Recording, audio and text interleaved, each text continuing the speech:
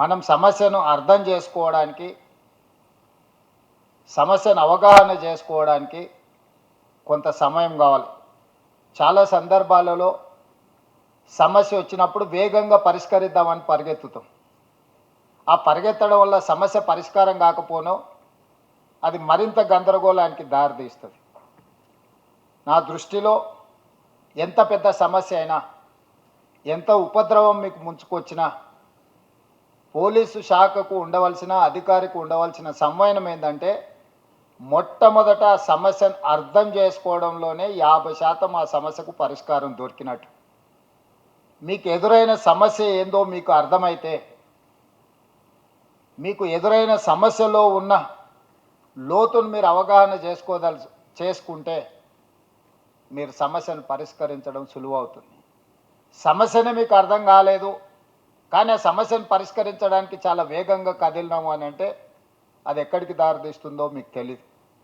అందుకే ఈరోజు మీరు వివిధ అంశాలకు సంబంధించి 6 వర్టికల్స్ కింద సైబర్ క్రైమ్ కావచ్చు, నార్కోటిక్స్ కావచ్చు, ట్రాఫిక్ కావచ్చు, రిక్రూట్మెంట్ కావచ్చు, ఫైనాన్షియల్ ఇష్యూస్ కావచ్చు, మీ స్టాఫ్ ప్యాటర్న్ కావచ్చు, వీటన్నిటికీ సంబంధించి మీరు కొన్ని గ్రూపులుగా అధికారులు దాదాపుగా 245 మంది అధికారులు ఈ సమావేశ మందిరంలో ఉన్నారు.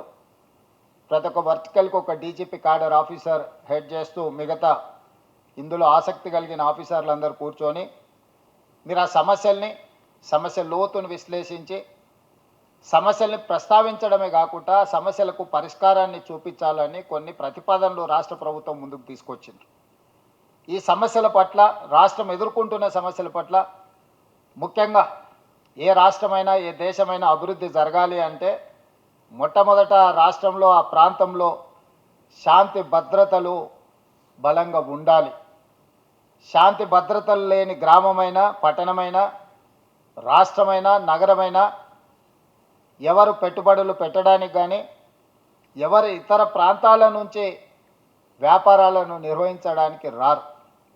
ఈరోజు ప్రపంచ దేశాల్లో మీరు ఎక్కడైనా చూడండి, లా అండ్ ఆర్డర్ కంట్రోల్ చేయగలిగిన రాష్ట్రాలలోనే పరిశ్రమలు రావడం, ఆ పరిశ్రమలలో ఉత్పత్తి ప్రారంభించడం, ఆ తర్వాత రాష్ట్రం యొక్క ఆర్థిక పరిస్థితులు మెరుగుపడడం మనం చూస్తున్నాం. ఈరోజు హైదరాబాద్లో కోర్ అర్బన్ రీజియన్ మనం ఒక పాలసీ డాక్యుమెంట్ చేసుకున్నాం. తెలంగాణ రాష్ట్ర ప్రభుత్వం 2 సంవత్సరాల క్రితం ఏర్పడిన తర్వాత పాలసీస్ లేకుండా మనం పరిపాలన చేస్తే పాలసీ పెరాలసిస్ వస్తుంది. I don't want to take that risk. That is why I have decided to take a policy. That is what Telangana Rising 2047. Now we have decided to reach 2047 $3 trillion economy. My target is 2034 is $1 trillion economy. By 2047 $3 trillion economy. ఈ రోజు దేశ జనాభాలో 2.5% మనం ఉన్నాం. కానీ ఈ దేశ జీడిపిలో 5% మనం ఈరోజు కంట్రిబ్యూట్ చేస్తున్నాం. కానీ రాబోయే 22 సంవత్సరాలలో 2047కి ఈ దేశం 100 సంవత్సరాల స్వతంత్ర ఉత్సవాలను మనం జరుపుకోబోతున్నాం.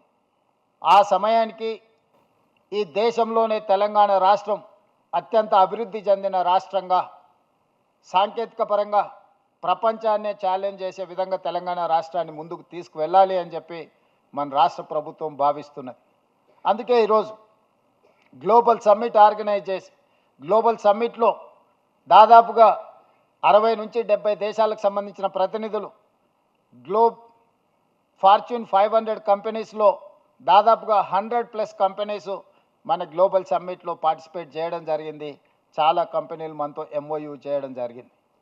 ఈరోజు మనం పెట్టుబడులను ఆకర్షించడానికి, ఈరోజు మన రాష్ట్రాన్ని అభివృద్ధి పదం వైపు నడిపించడానికి, పర్టికులర్గా outer ring road inside 2100 square kilometers.